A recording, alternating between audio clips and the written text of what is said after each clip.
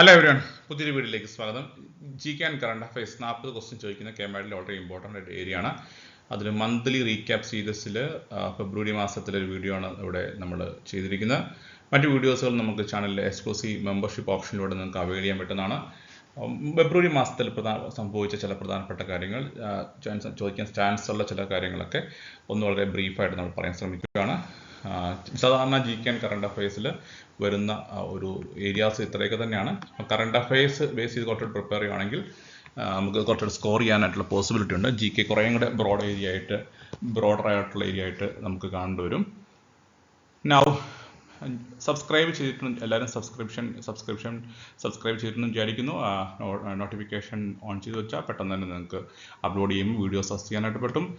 Again നമ്മുടെ exclusive video കണ്ടന്റിന് വേണ്ടി KMAT എക്സാമിന് വേണ്ടി മെയിലെ 30 ദിവസം നടക്കുന്ന കെമാറ്റ് എക്സാമിന് വേണ്ടി വളരെ ഫോക്കസ് ആയിട്ടുള്ള എക്സ്ക്ലൂസീവ് വീഡിയോസ് അസസ് ചെയ്യാനായിട്ട് ജോയിൻ ഓപ്ഷൻ ഉപയോഗിക്കുക. 89 പെർ മന്ത്. ജോയിൻ ക്ലിക്ക് ചെയ്ത് കഴിയുമ്പോൾ നിങ്ങൾക്ക് ഇവിടെ എൻട്രി പ്ലസ് കെമാറ്റ് ജൂൺ 2025 എന്ന് പറയുന്ന ഓപ്ഷൻ കാണാം. 89 പെർ മന്ത് ഉപയോഗിച്ച് നിങ്ങൾക്ക് കൂടുതൽ ഫോക്കസ്ഡ് ആയിട്ടുള്ള എക്സാമിന് വേണ്ടിയുള്ള മോക്ക് ടെസ്റ്റ് അടക്കമുള്ള കൂടുതൽ ഫോക്കസ്ഡ് വീഡിയോസ് കാണാൻ സാധിക്കും. അഗെയിൻ കെമാറ്റ് റിലേറ്റഡ് ആയിട്ടുള്ള കറണ്ട് അഫയേഴ്സിൻ്റെ മന്ത്ലി സീരീസുകൾ കൂടുതലും പെയ്ഡ് വീഡിയോസ് അല്ലെങ്കിൽ ഈ മോഡിലാണ് നമ്മൾ അപ്ലോഡ് ചെയ്തേക്കുന്നത്. മെമ്പേഴ്സ് ഓൺലി മോഡിലാണ് അപ്ലോഡ് ചെയ്തേക്കുന്നത്.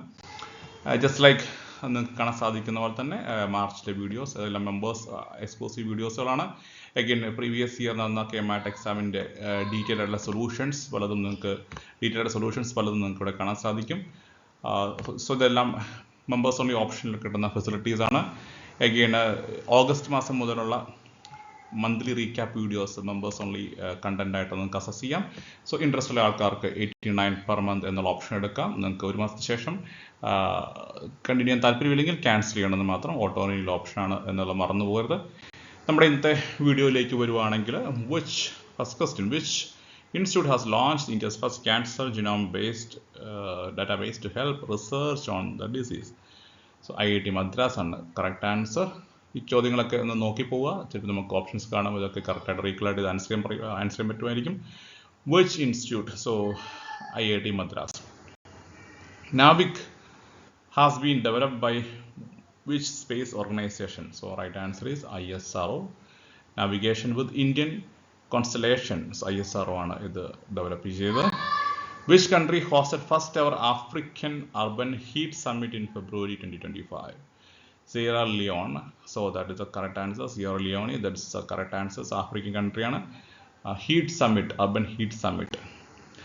Who won the National Snooker Championship title in February 2025?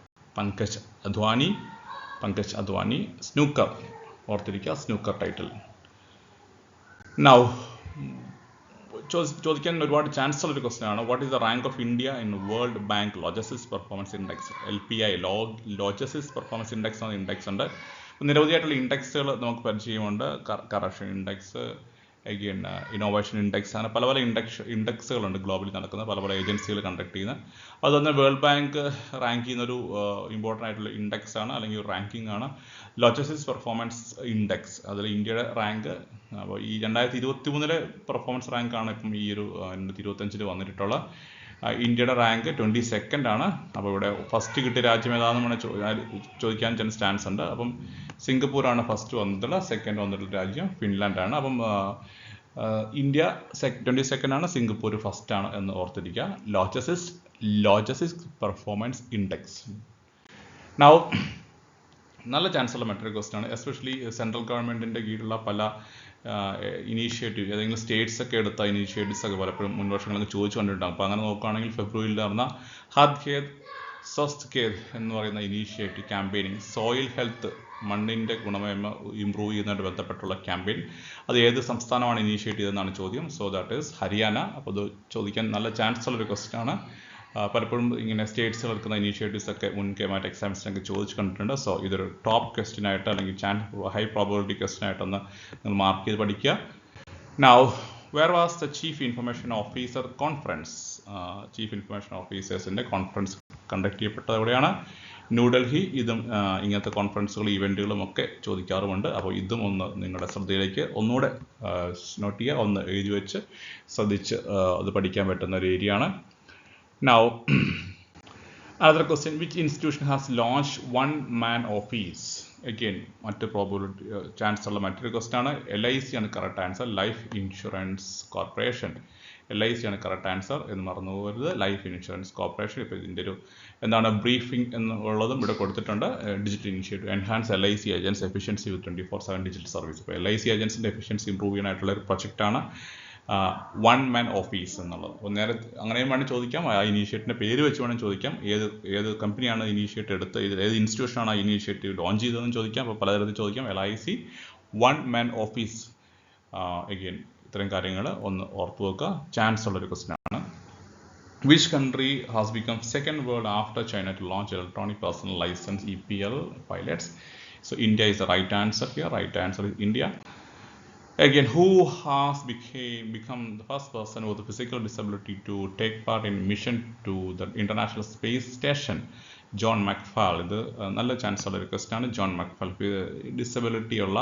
Physical disability ഉള്ള first person mission to international space station മിഷനിൽ പാർട്ടിസിപ്പേറ്റ് ചെയ്യുന്ന ഫിസിക്കൽ ഡിസബിലിറ്റി ഉള്ള first person John McFall. So remember this name.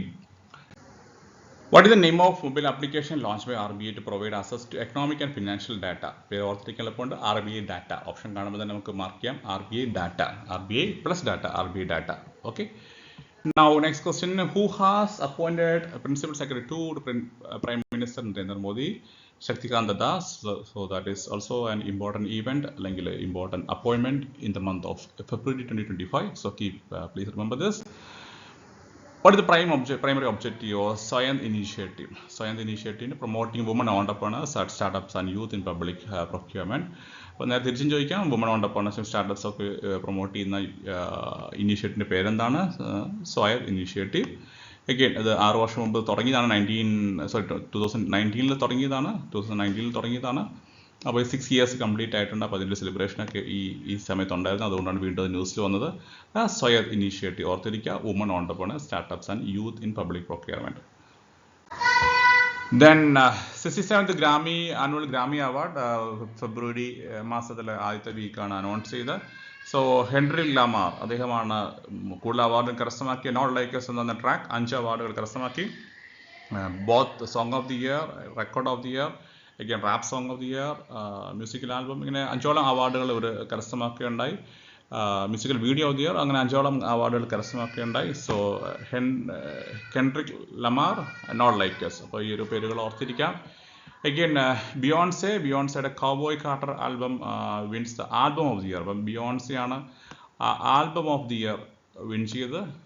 While ഈ Chappell Roan the new artist അവാർഡും കരസ്ഥമാക്കി. അപ്പം ഈ ഒരു പേരുകളൊക്കെ ഓർത്തിരിക്കും. Beyonce, album of the year and song of the year and record of the year Kendrick Lamar. So try to remember these names. 67th annual Grammy Award. Now ICC Trophy, Champions Trophy 2025. 25 ICC ട്രോഫിയുടെ ന്യൂസും കൂടെ ഓർത്തിരിക്കണം. ഇന്ത്യയാണ് win ചെയ്തത്. അത് എല്ലാവർക്കും അറിയുന്ന കാര്യമായിരിക്കും.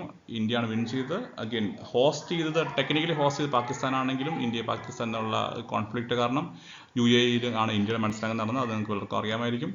Again ഇന്ത്യയാണ് വിൻ ചെയ്തിട്ടുള്ളത്. അഗെയിൻ ന്യൂസിലൻഡ് ആയിരുന്നു runners up. Again player of the series ആയിട്ട് തിരഞ്ഞെടുക്കപ്പെട്ട രച്ചിൻ രവീന്ദ്ര ന്യൂസിലൻഡ് പ്ലെയർ. കൂൾ വിക്കറ്റ് നേടിയത് മാറ്റ് ഹെൻറി ന്യൂസിലൻഡ് പ്ലെയർ. ഫൈനലിലെ man of the match Rohit Sharma. ഇങ്ങനത്തെ ഇമ്പോർട്ടൻ്റ് ആയ ചില കാര്യങ്ങളൊക്കെ ഓർത്തിരിക്കുക. Championship trophy 2025 winner is India and other details also ഓർത്തിരിക്കുക. അപ്പോൾ ഇത്രയും ബ്രീഫായിട്ടുള്ള കാര്യങ്ങൾ പറയുന്നു. ഞാൻ മുമ്പ് സൂചിപ്പിച്ചാൽ തന്നെ മെമ്പർഷിപ്പ് ഓപ്ഷൻ എടുത്ത് കൂടുതൽ എക്സ്ക്ലൂസീവായിട്ട് ഡെഡിക്കേറ്റ് ആയിട്ടുള്ള മോക്ക് ടെസ്റ്റുകളും ഇതുപോലെ തന്നെ മന്ത്ലി റീക്യാപ്പ് വീഡിയോസ് കൂടുതലും മെമ്പേഴ്സ് ഉള്ള ഓപ്ഷനാണ്. നിങ്ങൾക്ക് താല്പര്യമുള്ളവർക്ക് അത് അവൈൽ ചെയ്യുക. ആ ഫെസിലിറ്റി നന്നായിട്ട് പ്രിപ്പയർ ചെയ്യുക. വീണ്ടും മറ്റൊരു വീഡിയോ കാണാം.